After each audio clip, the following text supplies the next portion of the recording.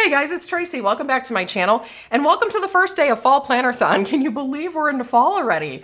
So first things first, you'll notice my shop is closed for a few days on vacation. I am having technical difficulties again. I am taking it to our local shop. To make a long story short, I may be temporarily moving my cutter and putting some of the files back on my husband's laptop just so I can reopen the shop and get it back going again. I apologize for the delay. I don't know what it is with this computer. I've had nothing but problems with it since I bought it brand new in March. So moving beyond that, I have made a decision about reading journals. So let me share.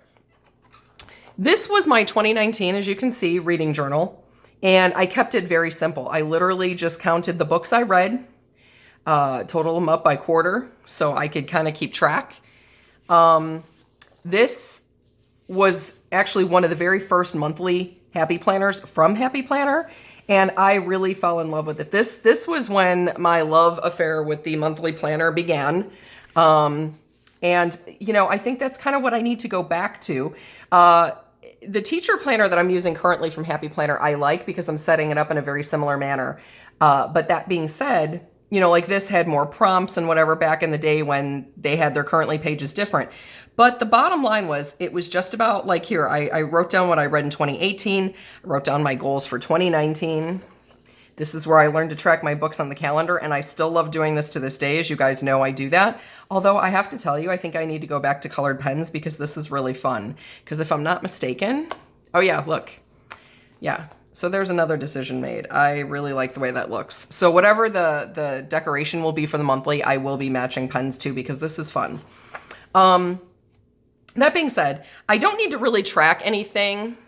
Let me turn it this way for a second. I don't really need to track anything, so this is unnecessary for me at this point. When I do my reading log, I end up writing down what days I'll read, and you'll see that here in a moment. I don't need to necessarily worry about library trips other than to remember the due dates to make sure I'm not late on anything. And no spend is kind of like my mantra now. I am all about getting from the library or Libby. The only books I plan on buying at this point are going to be the last two in the Empyrean series.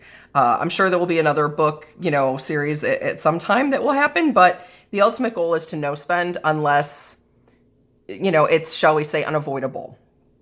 Now, that being said, I kept goals. I had a check it off list. This ultimately ended up becoming an up next list. I would write down how many books I read for that month. If I had quotes that I liked, those would go in there. I did do little other filling in prompts because they were there, but they're unnecessary. Now, let me show you this. So this is how I used to do my reading log. I would literally write in just the title. I would write down the day I read, what page I read to. This way, if for some reason, you know, if it was a physical book and the bookmark fell out, you know, I could very easily just look back in here and see what it was. And you'll notice, then it would just write down, okay, finished, loved it, next one. So it was very minimal on notes. I didn't even write down authors. Now, I will say this. In the upcoming year, I will probably just write the title, the author, and then like if it's in a series, the number of it and you know, what series it is. So I will probably add a couple little details. But other than that, I really love this. I love the simplicity. And I think that's kind of the point. You know, so I think, you know, here you'll see recommended reads. Later on in the planner, I don't want to flip through the whole thing. I will try to remember to put a flip through of this planner up. It's going to be a couple years old. It's probably one of my first videos, but I will try to remember to put that up there.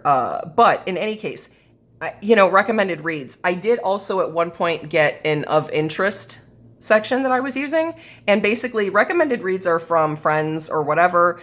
Of interest is something I might have come across on my own and am interested in reading. So those are two separate sections.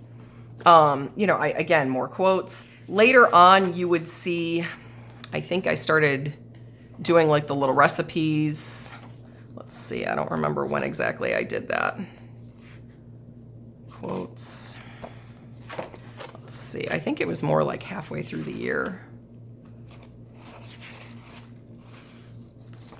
Yeah, anyway, I did actually, out of the Cozy Mysteries, I did write down recipes as well. So I want to go back to the simplicity of this. Being now that I have 5 planners that I need and that I need to function, I have a work planner for the garage, I have a business planner for my Etsy shop, I have my daily duo that I use for my daily life, for chores, errands, and whatnot. I have my reading journal, and I have my wellness planner.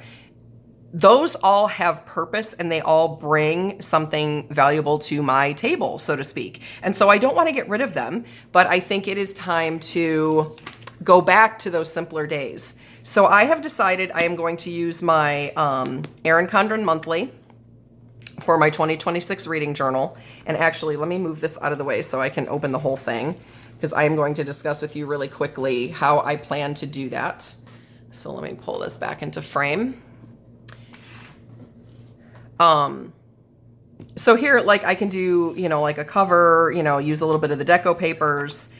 This page, because I don't like the fact that it still says 2025, I know it's marking the calendar section, but I don't use the calendar section. I really don't. So I feel like it's kind of unnecessary. So I will probably remove this tab and then just paste this to the other page. This is where I will do my kit collection boxes like I've been doing now. So that will be in there. I will have my 2026 goals.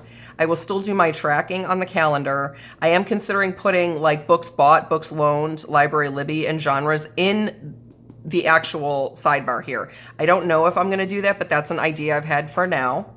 This it's kind of up in the air, but I'm thinking this area here will be up next. I'm thinking I would like to do 1 TBR read a month, or goal myself to do that. So that might be what this is for. This, I think I'm going to be putting, you know, like anything I have on hold, or anything that's due, like I've already checked out. So I think that will be this section. This I've thought I could use for like a books read page count. If I've DNF'd anything or if I've reread anything, I might do that. I'm not sure. Otherwise, this might just be a quote. So that's still kind of, again, up in the air. This, I have been doing like my monthly covers on this page, but given the fact that some of these will not probably match the little cover images I make, I've decided I will do the cover image here opposite of my dashboard. So I can use like little deco papers and whatever, and that will be good. Now here, this is where I will have my book or reading log like you saw in the other planner. I will follow by the cozy recipes and other quotes. I will also, of course, put in there things that might be recommended or of interest. Now, I also, in the back here, have a continued notes section. I had added notes pages. So I will have a TBR. You know, I did have one in the other planner as well. I do like the DNF graveyard, so I will put that in. This is where I'm actually going to put a grand total, like sort of recommended and of interest list. So I may not do it in the monthly. I might just keep it back here, which is fine. I will have book series pages because I do find that helpful. So when I start a series, I will just write it down. I'm allowing 4 pages, but I'm not going to write down the series until I actually physically start reading it. And we'll go from there on that. So that's going to be like 4 pages. I will do a winter reads list. I will do a spring reads list, summer, fall, and then holiday at the end of the year. So I will do those reads because I find those, you know, fun. This is going to be where I put the monthly stats. I think here I will do the books read, but I will also add the page count. So where this one was just the books read. So this one will literally just have 2 columns, books read, page count, and I will have my quarter totals and my year end. So that will be on the span of 2 pages. This way it's not too crowded looking. But that's kind of my goals, guys. That's kind of where I'm at. I also might have a section where I do kind of like an until next year, like what worked for the planner, what didn't, any ideas. So like I went back to these ideas, you know, that's something that could have been written down sort of at the end of this coming year. But regardless, that might be where I keep like a grand total of things that maybe I would like to change in the future. So this is going to kind of be more of like a brainstorming section. And then I do have other like notes pages left. I do have also this calendar back here for 2027. I am considering, and I don't know, but I am considering if there are any releases in 2027 as I see the year go on. If I see anything come up that might be of interest to me, I might mark it back here just so it's written down somewhere where I won't lose it. But I think that's kind of where I'm at. I will try to remember to link the flip through for this planner down below. It's a couple years old. It was one of my very first, I think, like reading journal videos. Because I think I've been on YouTube now. It's either 3 or 4 years. But this is like one of my first like reading journal videos. So I will try to remember to link that down below for you in the description box. I will also link below my Etsy shop. Again, please bear with me. I will get it reopened hopefully within a few days, if not for sure within a week. Even if I have to temporarily move my cutter and put some of the files back on my husband's laptop temporarily just to get the shop back open, because I don't like having it closed.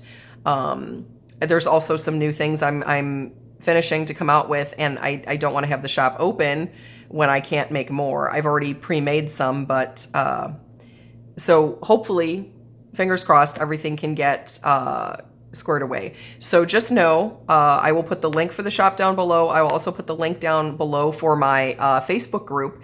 In my Facebook group, I will keep you posted on everything that is going on, so you guys are aware. I also try to post, randomly when I've done videos, and also sneak peeks. So if you guys aren't over there, definitely head over there and join up, because it's a good place to be. In any case, I hope you enjoyed today's video. I really appreciate you joining me today. I hope you will enjoy Plannerthon, Fall Plannerthon. I have some fun videos on the schedule for this week. So again, today is day 1, and have a great day, everybody. I will see y'all tomorrow. Have a great one. Bye.